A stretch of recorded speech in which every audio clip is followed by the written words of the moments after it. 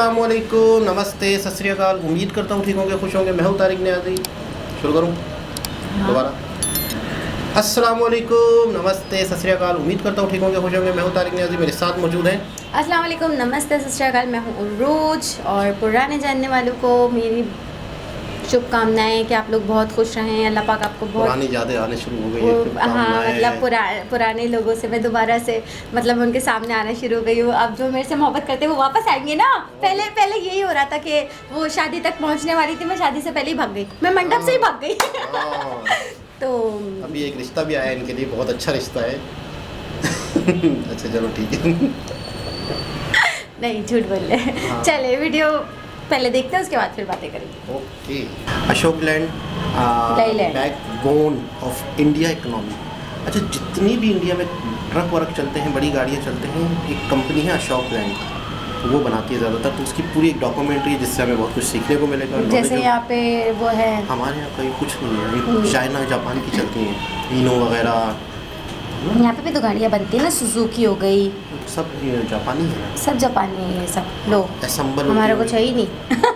हमारा चिंची रिक्शे है ना, साजगार है।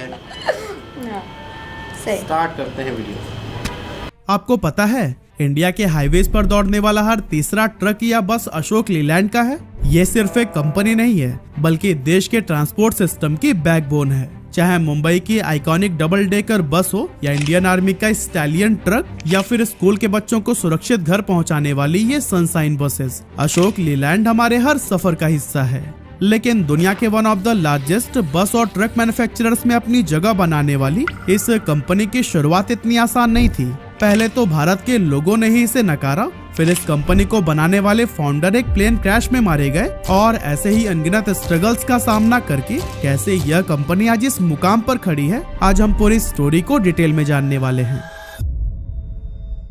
तो दोस्तों, कहानी स्टार्ट होती है 1948 से, जब इंडिया को आजाद हुए सिर्फ एक साल हुआ था।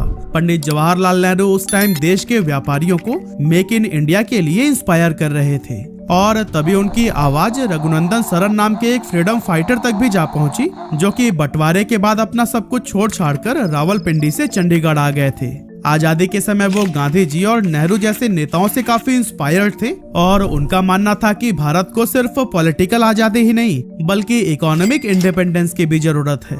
उन्होंने महसूस किया कि भारत को आत्मनिर्भर बनाने के लिए इंडस्ट्रियल डेवलपमेंट बहुत जरूरी है और इसी सोच के साथ उन्होंने ट्रांसपोर्ट सेक्टर को चुना, क्योंकि वो जानते थे कि एक मजबूत ट्रांसपोर्ट सिस्टम देश की ग्रोथ के लिए बैकबोन बन सकता है। असल में रावलपिंडी में रघुनंदन जी के पापा की एक कार वर्कशॉप थी जिसमें उन्होंने बचपन से ही काम किया था और यहीं से उनके अंदर गाड़ियों के प्रति एक लगाव सा पैदा हो गया। अब जब उन्होंने नेहरू जी का विजन सुना तो यह ठान लिया कि इंडिया में हम खुद की गाड़ियां बनाएंगे और भारत को अपने दम पर आगे लेकर जाएंगे। इसी सोच के साथ उन्होंने अपनी सेविंग्स और फैमिली सपोर्ट से इन्वेस्टमेंट जुटाया और 7 सितंबर 1948 को चेन्नई, जो तब का मद्रास हुआ करता था, वहां से अशोक मोटर्स की शुरुआत कर दी। लेकिन ये अशोक कौन था? असल में रघुनंदन सरन ने इस कंपनी का नाम अपने इकलौते बेटे अशोक के नाम पर रखा था। लेकिन यहाँ एक चीज ये भी समझ नहीं आई कि जब रघुनंदन सरन चंडीगढ़ में रहते थे तो उन्होंने चेन्नई जाकर कंपनी स्टार्ट क्यों की। असल में इसके पीछे दो मेजर रीजंस थे। पहला ये कि उस समय चंडीगढ़ में इंडस्ट्री के लिए जरूरी इंफ्रास्ट्रक्चर और रिसोर्सेज मौजूद नहीं थे, जबकि चेन्नई एक इंडस्ट्रियल हब बनता जा रहा था जहां कई सारी फॉरेन कंपनीज अपने प्रोडक्शन सेंटर सेटअप कर रही थी। इसीलिए कंपनी का हेड ऑफिस चेन्नई के राजाजी सलाई इलाके में बनाया गया, जो कि आज भी वहीं पर मौजूद है। शुरुआत में अशोक मोटर्स ने इंग्लैंड से पार्ट्स को इंपोर्ट करके ऑस्टिन A40 कार्स को असेंबल किया और अपने देश में बेचना स्टार्ट कर दिया। हालांकि आजादी के बाद का टाइम भारत के लिए इकोनॉमिकली काफी वीक था। अशोक मोटर्स को रॉ मटेरियल और स्किल्ड लेबर जुटाने में काफी प्रॉब्लम फेस करने पड़े। कई बार तो फंडिंग की कमी की वजह से प्रोडक्शन रुकने के कगार पर आ गया। लेकिन फिर भी रघुनंदन जी ने दिन रात मेहनत की और इंडिया में ऑस्टिन A40 कार्स की मैन्युफैक्चरिंग भी शुरू कर दी। लेकिन अब आप सोच रहे होंगे कि आखिर उन्हें ऐसे वर्कर्स कहां से मिले जो कि कार बनाने वाली फैक्ट्री में काम कर पाएं। एक्चुअली उन्होंने इंडियन वर्कर्स को ट्रेन करने के लिए प्रोग्राम शुरू किए। उन्होंने ब्रिटिश इंजीनियर्स के साथ कोलैबोरेशन में भारतीय इंजीनियर्स और मैकेनिक्स को टेक्निक सिखाई और फिर मैन्युफैक्चरिंग के टाइम जब उन्होंने इंडियन रोड के अकॉर्डिंग ऑस्टिन A40 कार्स में बदलाव किए तो फिर उनका यह बिजनेस काफी अच्छा चल पड़ा। हालांकि लोगों को इंडिया मेड व्हीकल्स पर भरोसा नहीं था। मैक्सिमम कस्टमर फॉरेन ब्रांड्स जैसे फोर्ड और शेवरलेट को ज्यादा प्रेफर करते थे। लेकिन फिर रघुनंदन जी ने लोगों को कन्विंस किया कि इंडियन व्हीकल्स भी भरोसेमंद और ड्यूरेबल हो सकते हैं, क्योंकि ये यहीं के रोड कंडीशंस के हिसाब से बनाए गए होते हैं। खैर, इन सभी बातों से लोग तो कन्विंस हो गए, पर फिर रघुनंदन सरन ने देखा कि भारत की तेजी से डेवलप हो रही इकोनॉमी को पैसेंजर कार से कहीं ज्यादा कॉमर्शियल व्हीकल्स की जरूरत है। लेकिन कॉमर्शियल व्हीकल्स को बनाने के लिए उनके पास रिक्वायर्ड टेक्नोलॉजी नहीं थी। ऐसे में उन्होंने सोचा कि क्यों ना किसी ऐसी कंपनी के साथ में पार्टनरशिप करके आगे बढ़ा जाए जो कि पहले से ही इस सेक्टर में काम कर रही हो। और फिर इस तरह से लीलैंड मोटर्स के साथ में बातचीत आगे बढ़ाई गई, जो कि इंग्लैंड की टॉप हैवी व्हीकल मैन्युफैक्चरर्स में से एक था। पर दोस्तों, सिर्फ पार्टनरशिप से प्रॉब्लम सॉल्व नहीं होती, क्योंकि कुछ बड़ा करने के लिए फंड्स की जरूरत तो पड़ती ही। ऐसे में रघुनंदन जी के कहने पर मद्रास स्टेट गवर्नमेंट ने कुछ इन्वेस्टर्स के साथ मिलकर कंपनी में अच्छा खासा इन्वेस्टमेंट किया।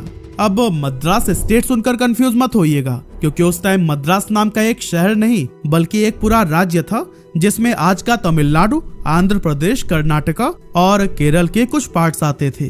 खैर, रघुनंदन सरन लीलैंड मोटर्स के साथ में इस डील को फाइनल कर पाते उससे पहले एक ऐसी ट्रेजेडी हुई जिसने पूरी कंपनी के अस्तित्व को ही खतरे में डाल दिया। एक्चुअली 1953 में रघुनंदन सरन एक प्राइवेट एयरक्राफ्ट से Delhi to Mumbai business trip पर जा रहे थे, लेकिन अचानक मैकेनिकल फेलियर की वजह से प्लेन क्रैश हो गया।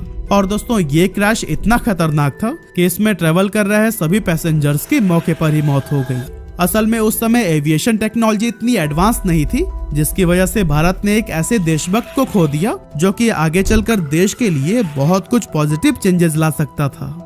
खैर, अब इन्वेस्टर्स के सामने सबसे बड़ा सवाल ये था कि अशोक मोटर्स को संभालेगा कौन, क्योंकि रघुनंदन सरन के बेटे अशोक की उम्र उस समय काफी कम थी और उनके पास इंडस्ट्री से रिलेटेड कोई एक्सपीरियंस भी नहीं था। इस प्रॉब्लम को देखते हुए मद्रास गवर्नमेंट और शेयर होल्डर्स ने कंपनी को अपने अंडर में ले लिया और उन्होंने एक साथ मिलकर रघुनंदन सरन का सपना पूरा करने के लिए 1954 में लीलैंड मोटर्स के साथ में ऑन पेपर पार्टनरशिप कर ली।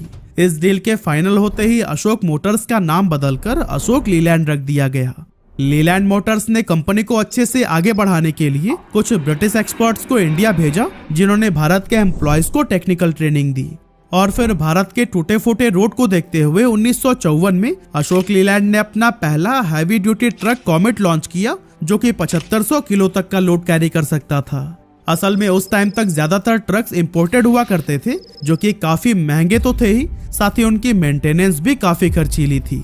लेकिन अशोक लीलैंड के कॉमेट ट्रक ने इन दोनों प्रॉब्लम का ही एक परफेक्ट सोल्यूशन दिया, क्योंकि ये ना सिर्फ ड्यूरेबिलिटी में इंपोर्टेड ट्रक्स से बेटर थे, बल्कि इनका मेंटेनेंस भी काफी सस्ता और आसान था। यही वजह थी कि कॉमेट इंडियन मार्केट में एक गेम चेंजर ट्रक साबित हुआ। कमाल की बात ये थी कि इसकी पॉपुलैरिटी सिर्फ बिजनेसमैन और ट्रांसपोर्टर्स तक ही सीमित नहीं रही, बल्कि इंडियन आर्मी ने भी इस व्हीकल पर अपना भरोसा जताया और फिर कॉमेट ने भी अपनी बेहतरीन स्ट्रेंथ और रिलायबिलिटी से आर्मी के कई सारे ऑपरेशंस को सक्सेसफुली पूरा करके हर किसी का दिल जीत लिया। यही वजह थी कि 1955 के एंड तक सिर्फ 252 एम्प्लॉइज के साथ में अशोक लीलैंड ने 1000 यूनिट्स बेच दिए और ये अचीवमेंट उस समय के हिसाब से बहुत बड़ी थी। इस सक्सेस को देखकर कंपनी को समझ आ गया कि कॉमर्शियल व्हीकल मार्केट में उनका फ्यूचर ब्राइट है। इसीलिए 1963 में उन्होंने कॉमेट ट्रक्स के चेचिस पर पैसेंजर बॉडी लगाकर कॉमेट बसेस भी लॉन्च कर दिए। अब दोस्तों, कॉमेट की पॉपुलैरिटी के बाद से अशोक लीलैंड ने भांप लिया था कि फ्यूचर में हैवी व्हीकल्स की डिमांड और भी ज्यादा बढ़ने वाली है। इसीलिए 1966 में उन्होंने मार्केट की जरूरतों को समझते हुए 10 टन और 30 टन लोड कैरी करने वाले ट्रक्स भी लॉन्च करने का सोचा। लेकिन इस तरह के हैवी ड्यूटी ट्रक्स के लिए ज्यादा पावरफुल इंजन और मजबूत चेचिस की जरूरत थी, पर उस टाइम इंडिया में इन कंपोनेंट्स को लोकली मैन्युफैक्चर करने की काबिलियत नहीं थी। इसीलिए इनिशियल प्रोडक्शन के लिए बहुत सारे मेजर पार्ट्स इंपोर्ट करने पड़े, जिससे कि उनके ट्रक्स की कीमत काफी ज्यादा बढ़ गई। अब प्रॉब्लम ये थी कि उस समय देश पहले से ही आर्थिक मुश्किलों से गुजर रहा था। ऐसे में इतने महंगे ट्रक्स खरीदेगा कौन? इसी प्रॉब्लम को ही समझते हुए अशोक लीलैंड ने एक बोल्ड फैसला लिया कि जितना भी पॉसिबल है ट्रक्स के जरूरी पार्ट्स का प्रोडक्शन इंडिया में ही किया जाएगा। लेकिन ये काम तो इतना आसान था नहीं। इसके लिए अशोक लीलैंड ने लोकल कंपनीज और एम्प्लॉयज को ट्रेन करना शुरू कर दिया ताकि वो हाई क्वालिटी पार्ट्स को देश के अंदर ही मैन्युफैक्चर कर सके। इस तरह धीरे धीरे इंपोर्टेड पार्ट्स पर डिपेंडेंसी कम होने लगी और कंपनी की प्रोडक्शन कॉस्ट भी काफी हद तक घट गई। इसके बाद से 1967 में कंपनी के ऑपरेशंस की 20वीं सालगिरह पर अशोक लीलैंड ने Titan double decker bus launch की। बेसिकली ये बस अर्बन ट्रांसपोर्ट के लिए डिजाइन की गई थी, जो पहले सिर्फ अमेरिका और टेक्नोलॉजिकली एडवांस देशों में देखने को मिलती थी। Titan double decker bus Mumbai और इस तरह के बड़े और भीड़ भाड़ वाले शहरों के लिए किसी वरदान से कम नहीं थी। इससे न सिर्फ ट्रैफिक काफी कम हुआ, बल्कि लोगों का सफर भी पहले से ज्यादा कंफर्टेबल हो गया। यहाँ तक कि आज भी मुंबई में टाइटन सीरीज बसेस का एक अलग ही चार्म देखने को मिलता है। अब दोस्तों इसी दौरान अशोक लीलैंड ने एक और बड़ी प्रॉब्लम को टारगेट किया, कॉमर्शियल व्हीकल्स में मैनुअल स्टीयरिंग। ट्रक और बस ड्राइवर सड़कों पर घंटों लंबा सफर तय करते थे और मैनुअल स्टीयरिंग उनके लिए सबसे बड़ी चुनौती बन जाती थी। अब हल्की गाड़ियां तो जैसे तैसे मैनेज हो जाती थी, लेकिन बड़े और भारी कॉमर्शियल व्हीकल्स चलाते समय स्टीयरिंग घुमाना काफी मुश्किल होता था। खासकर जब गाड़ी मोड़नी हो या पार करनी हो तो ड्राइवर को पूरी ताकत लगानी पड़ती थी। इसी प्रॉब्लम को सॉल्व करने के लिए 1969 में अशोक लीलैंड ने पहली बार पावर स्टीयरिंग इंट्रोड्यूस किया। इसमें इलेक्ट्रिक मैकेनिज्म यूज किया गया था, जिससे कि स्टीयरिंग को काफी आसानी से घुमाना पॉसिबल हो गया। यह उस समय का एक बहुत बड़ा माइलस्टोन था, जिसने कॉमर्शियल ड्राइविंग को पहले से कहीं ज्यादा कंफर्टेबल बना दिया। अब दोस्तों इसी टाइम पर इंडियन आर्म फोर्सेस को एक ऐसे ट्रक की जरूरत महसूस हुई जो कि पहाड़, रेगिस्तान या किसी भी एक्सट्रीम वेदर कंडीशन और वॉर के मुश्किल हालातों में बिना रुके दौड़ सके।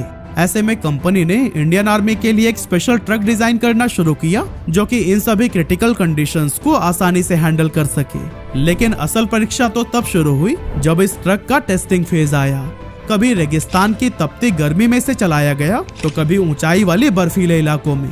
भारी वजन के साथ स्टीप चढ़ाई की गई और तेज रफ्तार पर बैलेंस टेस्ट किया गया। लेकिन बार बार ट्रायल्स के दौरान कुछ न कुछ गड़बड़ी हो जाती, पर फिर भी अशोक लीलैंड की टीम ने हार नहीं मानी। हर फेलियर से सीखते हुए उन्होंने डिजाइन में लगातार सुधार किए और नए नए मॉडिफिकेशंस करते गए। और फिर दोस्तों आखिरकार महीनों की मेहनत के बाद 1970 में हिप्पो ट्रिपर नाम से वो ट्रक लॉन्च किया गया, जिसने इंडियन आर्मी की ऑपरेशनल कैपेसिटी को कई गुना बढ़ा दिया। लेकिन फिर आया साल 1973, जो कि अशोक लीलैंड के लिए एक मुश्किल दौर साबित हुआ, क्योंकि इस साल लीलैंड मोटर्स, जिसका नाम अब ब्रिटिश लीलैंड हो गया था, उसने अशोक लीलैंड के साथ में अपना कोलैबोरेशन खत्म कर दिया। असल में 1970s के दौरान British Leyland serious financial problem में फंसकर कर्ज में डूबता जा रहा था और फिर इस प्रॉब्लम को देखते हुए 1975 में ब्रिटिश गवर्नमेंट ने इसे अपने कंट्रोल में ले लिया और फिर इसी साल ब्रिटिश लीलैंड ने अशोक लीलैंड के साथ में अपनी पार्टनरशिप भी खत्म कर दी। हालांकि पार्टनरशिप खत्म होने के बावजूद अशोक लीलैंड ने लीलैंड नाम को बरकरार रखा, क्योंकि ये अब सिर्फ एक नाम नहीं बल्कि कंपनी की पहचान बन चुका था। इस मुश्किल समय में भी अशोक लीलैंड ने अपनी इनोवेशन को अपना हथियार बनाए रखा। यही वजह थी कि पार्टनरशिप खत्म होने के बावजूद भी 1976 अशोक लीलैंड के लिए एक बेहतरीन साल साबित हुआ, क्योंकि इसी साल पब्लिक ट्रांसपोर्ट में बढ़ती जरूरतों को समझते हुए कंपनी ने वाइकिंग बस की शुरुआत की। इस बस की सबसे खास बात थी इसकी ड्यूरेबिलिटी और फ्यूल एफिशिएंसी, जिसने इसे स्कूल, कॉलेजेस और गवर्नमेंट ट्रांसपोर्ट सिस्टम्स के बीच में सुपर हिट बना दिया। लेकिन दोस्तों बस सेगमेंट में इनोवेशंस की कहानी यहीं पर नहीं रुकी। 1978 में कंपनी ने चीता लॉन्च किया, जो कि इंडिया की पहली रियर इंजन बस थी। इसका इंजन पीछे होने की वजह से राइड ज्यादा स्मूथ हो गई और सेटिंग स्पेस भी ज्यादा मिला, जबकि फ्रंट इंजन बसेस में इंजन आगे होने की वजह से सेटिंग स्पेस कम हो जाता था और स्टेबिलिटी भी थोड़ी कम होती थी। और दोस्तों इस तरह से अपनी शानदार बसेस के सक्सेस के बाद से कंपनी ने चेन्नई के पास होसूर में एक प्रोडक्शन प्लांट एस्टेब्लिश किया और अशोक टस्कर और अशोक टोरस जैसे कॉमर्शियल व्हीकल लॉन्च करके टफनेस की नई मिसाल कायम की। होसूर के बाद से 1982 में अशोक लीलैंड ने महाराष्ट्र के शहर भंडारा में एक और प्लांट एस्टेब्लिश किया, जहां गियर बॉक्स को असेंबल किया जाता था। साथ ही राजस्थान के शहर अलवर में भी एक यूनिट ओपन की गई, जहां पैसेंजर चेचिस बनाई जा सके। और फिर अपने इसी ग्रोथ को ही कायम रखते हुए 1986 में अशोक लीलैंड ने जापान की पॉपुलर कंपनी हीरो मोटर्स के साथ में कोलैबोरेशन कर लिया। और दोस्तों ये कोलैबोरेशन अशोक लीलैंड के लिए एक टर्निंग पॉइंट साबित हुआ, क्योंकि इससे उसे हिनो मोटर्स के H सीरीज इंजन की टेक्नोलॉजी हासिल हुई, जो कि जापान में बेहद सक्सेसफुल था। साथ ही इसी साल कंपनी ने स्टैलियन नाम के एक और ट्रक को लॉन्च किया, जो कि खास तौर पर इंडियन आर्मी के लिए डिजाइन किया गया था। इसके खास बात ये थी कि चाहे हिमालय के ऊंचे पहाड़ हो, राजस्थान के रेगिस्तान या फिर remote border areas, stallion truck हर टफ कंडीशन में बेहतरीन तरीके से काम करता था। लेकिन दोस्तों, इतने कमाल के व्हीकल्स होने के बावजूद 1980s में अशोक लीलैंड कई सारी मुश्किलों का सामना भी कर रहा था, क्योंकि टाटा मोटर्स और इसी तरह के कई सारे इंडियन ब्रांड्स तेजी से ग्रो कर रहे थे, जिससे अशोक लीलैंड को टफ कंपटीशन मिलने लगा। ऊपर से ग्लोबल आर्थिक मंदी ने कॉमर्शियल व्हीकल इंडस्ट्री पर गहरा असर डाला और फिर समय के साथ सिचुएशन इतनी बिगड़ गई कि अशोक लीलैंड भारी कर्ज में डूब गई। लेकिन दोस्तों, यहीं पर एंट्री हुई हिंदुजा ग्रुप की, जो कि banking, finance, energy, health care और ऑटोमोबाइल सेक्टर में एक बड़ा नाम था। और 80s के दौरान ये कंपनी तेजी से अपना एक्सपेंशन कर रही थी। और दोस्तों, इसी एक्सपेंशन के टाइम पर ही 1987 में हिंदुजा ग्रुप ने फिएट ग्रुप की आइविको कंपनी के साथ मिलकर अशोक लीलैंड में मेजॉरिटी स्टेक्स खरीद लिए। आइविको के आने के बाद से अशोक लीलैंड को काफी फायदा हुआ, क्योंकि इसकी टेक्निकल एक्सपर्टाइज और इंटरनेशनल एक्सपोजर की मदद से अशोक लीलैंड ने इंटरनेशनल मार्केट में भी एक मजबूत पकड़ बना ली। और साथ ही भारत में अपने एक्सपेंशन को बढ़ाते हुए 1996 में अशोक लीलैंड ने होसूर में अपने दूसरे प्लांट की शुरुआत की, जिसकी नींव खास तौर पर आर्मी व्हीकल्स बनाने के लिए रखी गई थी।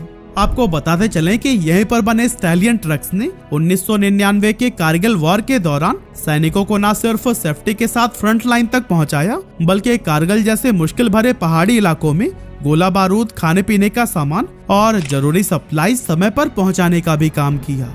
इसके बाद से 2002 में अशोक लीलैंड ने भारत की पहली हाइब्रिड इलेक्ट्रिक बस लॉन्च की, जो कि एनवायरनमेंट को बचाने की दिशा में एक इम्पोर्टेंट स्टेप था।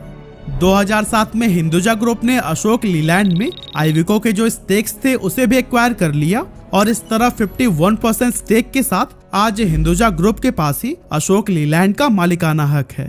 लेकिन दोस्तों, अपने सफर में आगे बढ़ते हुए एक जगह पर अशोक लीलैंड बुरी तरह से पीछे छूट गया था, और वो था ईवी रिवोल्यूशन। जब बाकी कंपनियां तेजी से इलेक्ट्रिक फ्यूचर की तरफ बढ़ रही थी, तब अशोक लीलैंड अभी भी अपनी पुरानी डीजल टेक्नोलॉजी में फंसा हुआ था। टाटा मोटर्स ने अपनी पहली इलेक्ट्रिक बस लॉन्च कर दी, महिंद्राज ने भी कॉमर्शियल ईवीज में एंट्री कर ली, लेकिन अशोक लीलैंड अपने पुराने रोड मैप को ही फॉलो कर रहा था।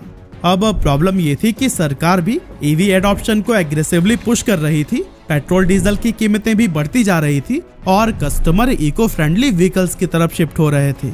ऐसे में कंपनी को बहुत ही जल्द समझ आ गया कि अगर वो बदलते ट्रेंड के साथ में नहीं चले तो एक दिन गुमनाम हो जाएंगे। इसी वजह से 18 जुलाई 2017 को अशोक लीलैंड ने सन मोबिलिटी के साथ में एक इम्पोर्टेंट अलायंस साइन किया, ताकि इलेक्ट्रिक व्हीकल्स के डेवलपमेंट को आगे बढ़ाया जा सके। अब अगर हम फिलहाल की बात करें तो अशोक लीलैंड बस बनाने वाली दुनिया की तीसरी सबसे बड़ी कंपनी है, और रही बात कॉमर्शियल व्हीकल्स की, तो यहाँ भी वह भारत की दूसरी सबसे बड़ी कंपनी है। और दोस्तों, कमाल की बात तो ये भी है कि 2021 में कंपनी का रेवेन्यू जहां 19,454 करोड़ रुपए था, वो सिर्फ 3 सालों में ही 2 गुना बढ़कर 45,790 करोड़ रुपए हो गया है। आज अशोक लीलैंड न सिर्फ इंडिया में बल्कि इंटरनेशनल लेवल पर भी एक मेजर प्लेयर बन चुका है। इस कंपनी ने अपनी जर्नी में हमेशा कस्टमर्स के नीड्स को समझा और उनकी उम्मीदों पर खरा उतरने के लिए टेक्नोलॉजी और स्ट्रैटेजी में लगातार इम्प्रूवमेंट किया। यही वजह है कि आज अशोक लीलैंड दुनिया के सबसे बड़े और सबसे रिलायबल जी जनाब, सबसे पहले तो मैं ये कहूँगा कि किसी भी ब्रांड को, किसी भी कामयाब चीज़ को देखकर हमें लगता है कि यार एक बहुत बड़ा ब्रांड है, हमें उसके पीछे की मेहनत, स्ट्रगल, तकलीफ़ें, परेशानियाँ नहीं दिखती। एक मैकेनिक की शॉप थी उनकी। अच्छा देखो ना, उन्होंने अपने ही काम में एक बहुत बड़ा ब्रांड बन गया। अपने ही काम को लेके उन्होंने पहले सीखा गाड़ियाँ बनाना, फिर शुरू में अच्छा ये इन्होंने वो काम शुरू किया था जो इंडिया में कोई नहीं करता था, तो उन्होंने बाहर से पार्ट्स मंगवाए और वहाँ पे असेंबल किए और गाड़ी पे एक अलग नाम से बेचना शुरू। किसी के पास नहीं होता। अब हम सोचते कि यार बाहर से मंगाएंगे, पता नहीं चले नहीं चले, नुकसान ना हो जाए, तो मतलब उन्होंने नुकसान को नहीं देखा। उन्होंने बोला पहले मेहनत करते हैं, फिर देखेंगे क्या बेनिफिट अच्छा, मिल रहा है, किसी क्या भी काम में अगर पहले ही हम नुकसान का सोचेंगे ना, फिर तो तो हम कुछ- कभी जिंदगी में तरक्की नहीं कर कुछ नहीं पाएंगे। कर सकते। नुकसान होते हैं, कारोबार बिल्कुल। वही होता है, काम वही होता है जिसमें गलतियां भी होती हैं, नुकसान भी होता है। अच्छा, एक दफ़ा नुकसान हुआ किसी गलती की वजह से, ठीक हो गया, अब ऐसे नहीं करेंगे, अब वो- ऐसे करेंगे। वो टेस्टिंग ठीक जो है ना? उसके वो जो ट्रक के वो कर रहे थे वो जो कि बार आर्मी- बार वो फेल हो रहा था। हाँ, आर्मी से रिलेटेड जो ट्रक बना अब वो है, एक दफा फेल होता वो सोच रहे थे कि नहीं यार छोड़ो, ये तो फेल हो गया, अब हम नहीं बना हिम्मत रहे हार कुछ। जाते। हिम्मत हार जाते तो वो शायद लोग। आज वो चीज़ दुनिया को नहीं मिलती। हिम्मत नहीं हारी, हौसला अपना दिखाया, वो बार बार बनाते गए, बार बार टेस्ट लेते गए, फिर उसके बाद वो चीज़ तो बनी। इस पूरी डॉक्यूमेंट्री से अगर बहुत ही बड़े बड़े 2 पॉइंट निकालूं मैं, एक तो ये कि हिम्मत ना हारना, गिव अप ना हिम्मत करना। ना हारना, बिल्कुल। दूसरी एक चीज़ है वक्त के साथ अपने आप को बदलना। बदलना, यानी मेहनत। फर्ज करते नहीं, वक्त जैसे एक तो गिव अप नहीं करना, मेहनत करना। एक दौर के हिसाब से अपने आप को बदलना कि अब दौर क्या है। दौड़ के। यानी मिसाल के तौर पर एक, शायद आपको याद हो या ना याद हो, आपके दौर में था या नहीं था, नोकिया। आपने सुना नोकिया मोबाइल? 3310। नोकिया सुना है? हाँ, आज नोकिया कंपनी कहाँ है? पूरी दुनिया में राज करती थी। हाँ। कहाँ है आज वो? वो मतलब कहाँ है उसको और तो नाम ही नहीं आता। क्यों गायब है? क्यों गायब है? क्योंकि उन्होंने अपनी वो नहीं दिखाई ना। अब ये जैसे टच मोबाइल आ गए तो उनका वही था अपना कीपैड वाले हाँ। मोबाइल, उन्होंने अपनी वो अपने दिखाई आप कि को अपग्रेड, हाँ, अपने आप को वक्त के हिसाब से। कि नहीं ढाला कि नहीं यार ये चीज़ आ रही है तो हम भी बनाना शुरू कर देते। हाँ। उन्होंने अपना वो कीपैड ही अच्छा, रखा उन्होंने था, क्या वो सोचा था पता है? उन्होंने ये सोचा था हम तो बादशाह हैं मोबाइल के। थे, किसी वक्त में थे। उस वक्त उन्होंने ये सोचा कि हमें तो लोग लेगा ही लेगा, ये सब लेगा ही। अपना कुछ भी करते रहे, हाँ। हमें कोई बीट नहीं कर सकता। अरे अल्लाह के बंदे, अगर आप इस दौर के हिसाब से नहीं चलोगे जो आज की ज़रूरत है, तो बर्बाद हो जाओगे। बिल्कुल। तो यही अशोक के साथ भी हुआ कि सब लोग इलेक्ट्रिक कारों पे आ रहे हैं, हाँ। इलेक्ट्रिक गाड़ियों में, बसों में आ रहे हैं। टाटा जो है वो भी इलेक्ट्रिक बना रहा है। तो फिर इन्हें भी अक्ल आई 2017 में, हम भी 17 में इन्हीं के साथ जुड़ जाते हैं और फिर कर लेते हम हैं। भी इलेक्ट्रिक की तरफ जाते हैं। सही। और हम भी इलेक्ट्रिक बसें की तरफ जाते हैं, क्योंकि एक, अगर आपको पता है, एक प्लांट बना हुआ है, एक प्लांट है जिसमें डीजल इंजन बन रहे हैं, डीजल गाड़ियाँ बन रही है। तो पूरा अपना सिस्टम चेंज करना मुमकिन नहीं होता, मुश्किल होता है। बहुत मुश्किलें तो होती फिर हैं। लेकिन उस वक्त देर कर रहे थे ये लोग, लेकिन वक्त के साथ साथ इन्होंने अपने आप को अपग्रेड किया। तो आज, अब मिसाल के तौर में अक्सर लोगों को मिसाल देता हूँ कि एक केसेट बेचने वाला बंदा होता, VCR की जो केसेट आती हाँ, थी, हाँ, हाँ। वो आज भी केसेट की दुकान खोल के बैठेगा तो कैसेट। क्या होगा? कोई मतलब चलेगी नहीं ना, अब तो कैसेट का जमाना ही नहीं, अब ठीक तो हो गया। दौर ही नहीं, अब तो अच्छा, सिर्फ फिर नेट उसके बाद एक दौर आया था केसेट के बाद सीडी का। सीडी का आया था। अब एक CD बंदा प्लेयर। आज भी सीडी की दुकान खोल के बैठेगा तो क्या होगा? ठीक है ना? वही बैठा रहेगा। तो फिर यूएसबी का फिर USB डाउनलोड आ गए, करवाने का फिर ऑप्शन था डाउनलोड का आ एक, गया यार मेरे options। मेमोरी कार्ड में गाने भरवा दो, हाँ। मेरे ये करवा दो, ये करवा दो। अब वो भी नहीं है। चीजें चेंज होती गई, वो अब दौर सारी बढ़ता चीजें गया, तो इंटरनेट पे मिल रही हैं आपको। अब सब घर बैठे तो जो इंटरनेट वक्त के हिसाब से नहीं चला वो पीछे रह जाएगा। बिल्कुल, तो ये बिल्कुल 2 ऐसे। पॉइंट्स इसमें बड़ी अच्छी तरीके से समझ आए। इंशाल्लाह मैंने अपने दिमाग में बिठा लिया है कि वक्त के साथ साथ चलना है, कि जो चीज़ चल रही है उस पर फोकस करें, अपने आप पे ध्यान देना है, बहुत ज़्यादा मेहनत करनी है। जो चीज़ें नहीं कर पाए, जो सोचा था, इंशाल्लाह ताला अभी जरूर 2025 करें। शुरू हुआ है, तो कामयाबी के लिए कहते हैं कि 2025 के एंड तक, मिड तक टारगेट बनाने होते हैं कि मैंने ये कर लेना ये है। करना है। मैंने ये 2025 चल रहा है, दिसंबर को 2026 का स्टार्ट होने से पहले मेरे पास ये चीज़ होनी या मैं चाहिए। यहाँ तक पहुँचा हुआ हूँ। बिल्कुल, बिल्कुल। तो जब तक हम टारगेट नहीं बनाते, हम अचीव नहीं कर पाते। तो कुछ नहीं अपने कर अपनी माइंड में, अपनी डायरी में चीज़ें सेट करना पड़ता है, फिर Correct। कामयाबी होती है। बिल्कुल, इंशाल्लाह ताला अब यही करेंगे, क्योंकि यही माइंड बना लिया है कि इस साल के एंड तक कुछ ना कुछ तो करना ही है, थोड़ा बहुत कुछ ना कुछ तो करना है। थोड़ा बहुत मेहनत नहीं, बड़ा सोचोगे तो थोड़ा बहुत होगा। बड़ा ही सोचती हूँ मैं तो हमेशा। तो दोबारा किसी और विषय आपसे मुलाकात होती है, जब तक के लिए तब तक के लिए अल्लाह हाफ़िज़।